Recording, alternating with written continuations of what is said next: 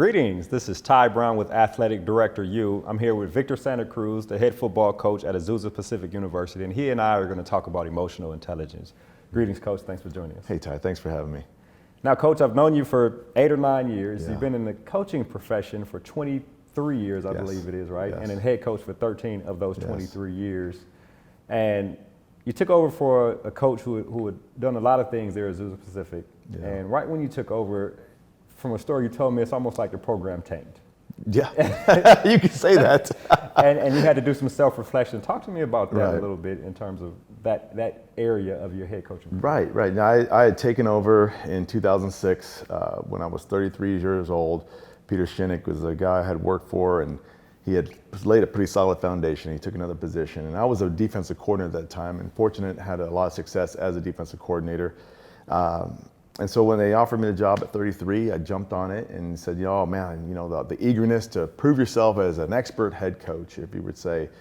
And quickly the program began to tank. And I applied my expertise as a defensive coordinator, the personality as a defensive coordinator, and I think I began to frustrate the whole program because the head coaching role is completely different. And one of the challenges in leadership is to say, to understand the new environment you're at. And I didn't understand that. And so I was working off of my previous methods that were successful, but not enough for a whole program. And so I was a bad head coach and have the record to prove it. We were at 333 winning percentage and, frustrated. And fortunately, the school made me finish my master's degree in leadership at the time, and I came across the principle of emotional intelligence, and it really woke me up to where my blind sides, my dark sides, and I had a professor to help me understand that you need to know that you can't use the same tool for all things, and you need to become more emotionally aware, and that's what got us to the point of an old relationship with a friend, Pat Introversato, who I had known from years before. And our paths crossed again, and he was running a company called Iron Coaching, and I began to tell him about, hey, I have to now do a project to finish my leadership degree on emotional intelligence, and I began to tell him my frustrations with myself, with not having the program where I wanted it to be, this altruistic mission of building champions while pursuing championships. And I wasn't succeeding in it. And so that's when we began this process of really learning about emotional intelligence and the training with Iron Coaching. Right. And it's pretty astute of you as a leader to look inward. Yes. And think about that the problem is me here. Right? Yes.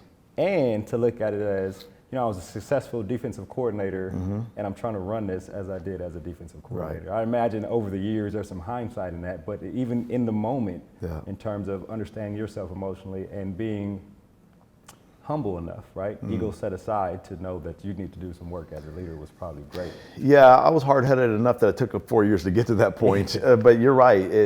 That was the breakthrough, is to become self-aware, to look at the man in the mirror and say, perhaps it's me. Right. I'm not going to lie to you. There was moments prior to all that where you blame the assistants, you blame the players, and you always deflect and say, well, it can't be me. I'm the head coach. And I look at who I was before.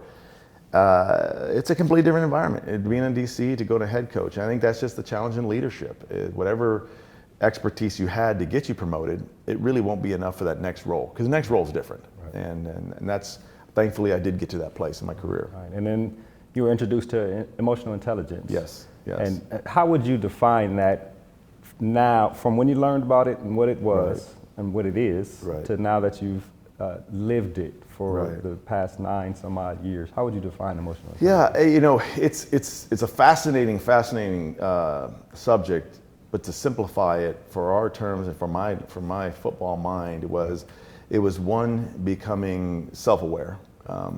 As we go through stages of stress, we begin to respond differently. And so what were my intentions were not coming out through my behaviors. My behaviors were being interpreted differently than I would hoped. Right. And then I became others aware. And that would be the emotional intelligence, begin to interpret other people and having a cause to say, that I need to give more benefit of the doubt and not interpret other people's behaviors based off my filters.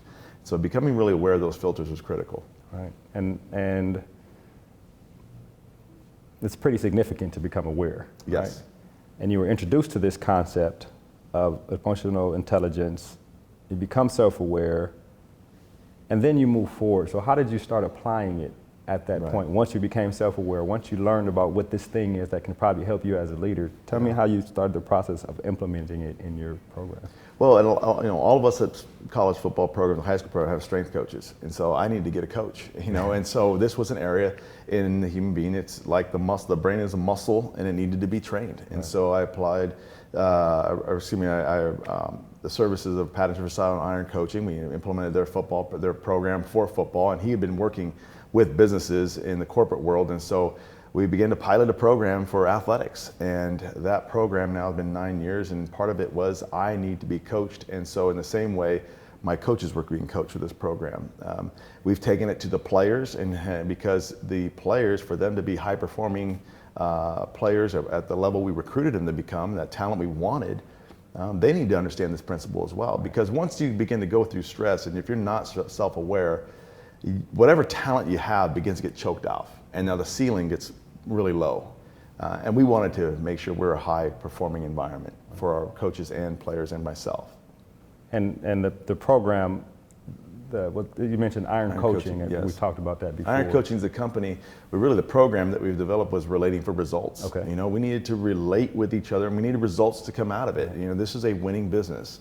And fortunately, we turned the program around, and we're in over 700 winning percentage now, and we've been able to thankfully have for the last 6 league championships. But I credit it back to it's a human capital business, and we're a bunch of human beings coming together trying to achieve something. Well, if we can't relate with each other in a successful manner, then we're really going to frustrate each other. Right. But we needed a program in place to train us to do that. Right, and that's the Relating for Results. Relating for Results program. And is there I'd imagine somebody comes into your organization, is there some type of assessment tool to see where they are in terms of the program? There is, and different than other assessment tools that just identify behaviors, this is really identifying motivations. And so we use the assessment tool for all of our coaches once they're hired, and every year we trained on it, and then we also, for every player, we onboard to help them understand it as well. And because the assessment tool is teaching, hey, here's your motivation of where you're trying to feel better about yourself.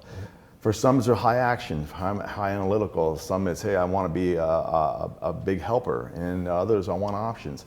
And in all those are all good, valuable motivations, and we learn to appreciate all of them and begin to put down our own filters and start looking at behaviors based off, okay, what's behind the behavior? What's the why behind it? And once you understand the why, now you can really understand that, hey, this person is truly trying to win as well as I am. They're just doing it a little differently. The mission is always foremost, and you have to fall in line with the mission. But the assessment tools help us help each other understand, hey, the real why behind us as people. Right.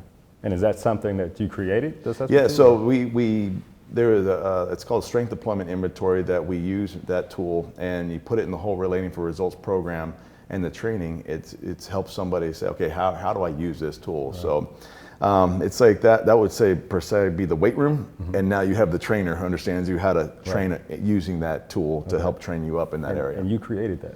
Yeah, well, we borrowed that from a program. The company actually has that tool. The training program of it, Iron Coaching learns how to train this and use this tool for athletics. Okay, and so you use that now. Right. And I imagine the ongoing evaluation, right? You come in on board, you go through a year, you go through 2 or 3 years with a player or with the staff, and you're constantly evaluating, and you can see,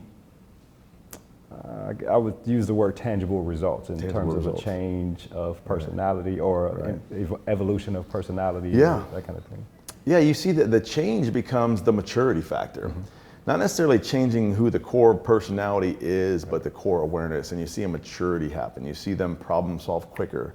Our staff, in football, you got to fix problems now. Right. You can't just fix problems on Sunday when everybody has the answers. And so you see us begin to really vibe well with each other and understand how to keep ourselves out of conflict, how to help be proactive and problem solve. You see our own players managing their stress at a higher level, and be able to understand their coaches, and for the coaches particularly to understand the students.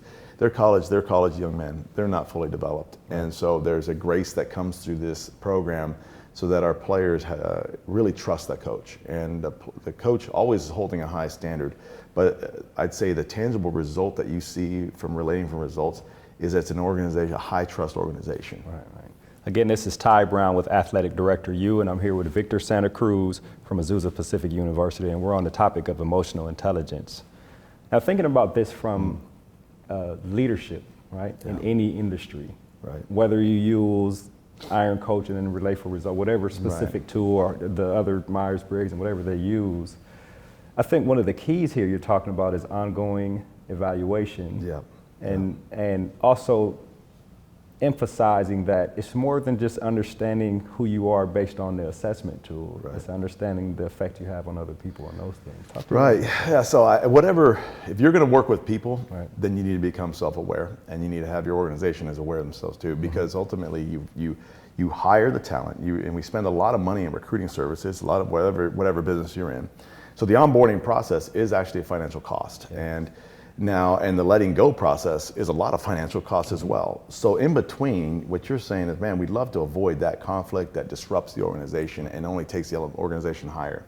And so whatever tool you're going to use, the fact that if you can have leaders who are self-aware, I think you can step into any boardroom, step into any startup company, and now it creates a culture where we went back to with trust. And because we want the truth to come out, you want the best ideas to come out, and sometimes they come out from someone who maybe doesn't mirror your personality, and that, because they don't mirror you, that oftentimes can get in the way and create these biases where you're not going to listen to the great information.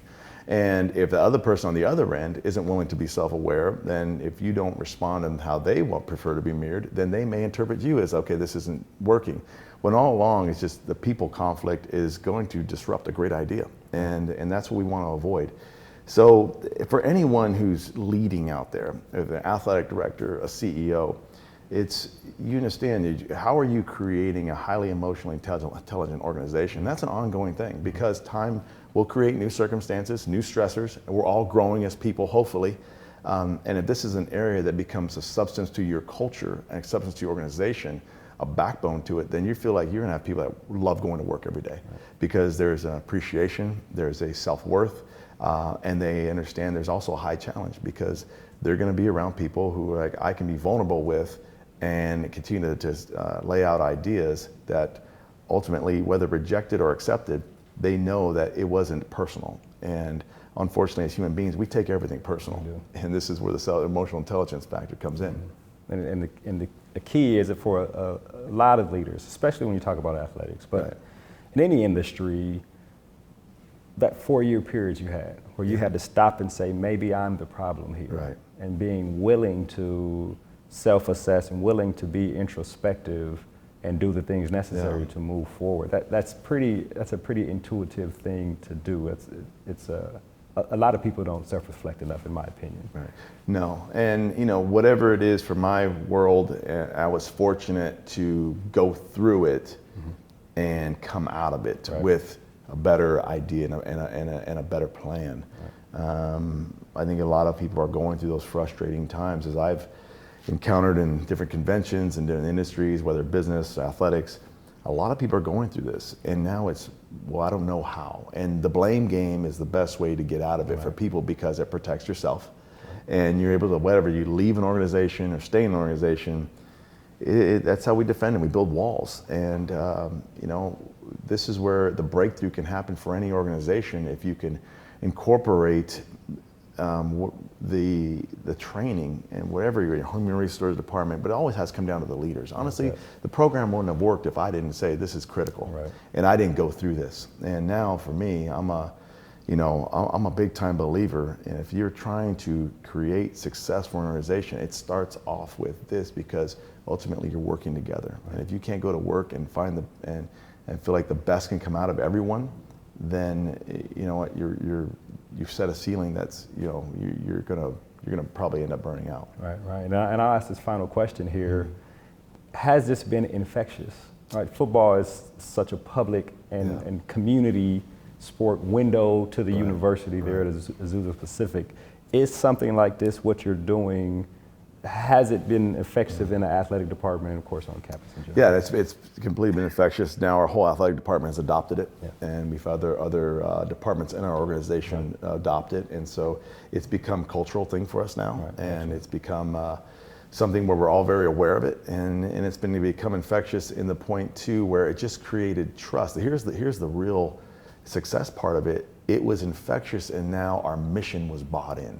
So now when our students graduate and move on, because there was such a high trust environment created because we're more emotionally aware, they now really bought into the whole mission we're trying to accomplish, which I think any organization, whatever your product you're trying to sell, whatever mission you're trying to accomplish, if that trust factor can't be achieved to a high level, then the infection you're looking for, the viralness you're looking for at whatever you stand, it's really going to be challenged and limited.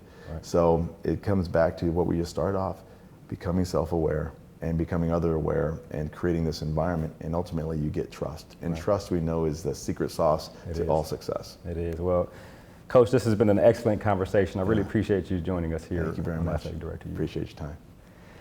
That was Coach Victor Santa Cruz. He is the head football coach at Azusa Pacific University in Southern California. And of course, I'm Ty Brown with AthleticDirectorU. And keep in mind, the role of a leader is to create and maintain an environment that people want to be a part of. And as always, be better tomorrow than you are today.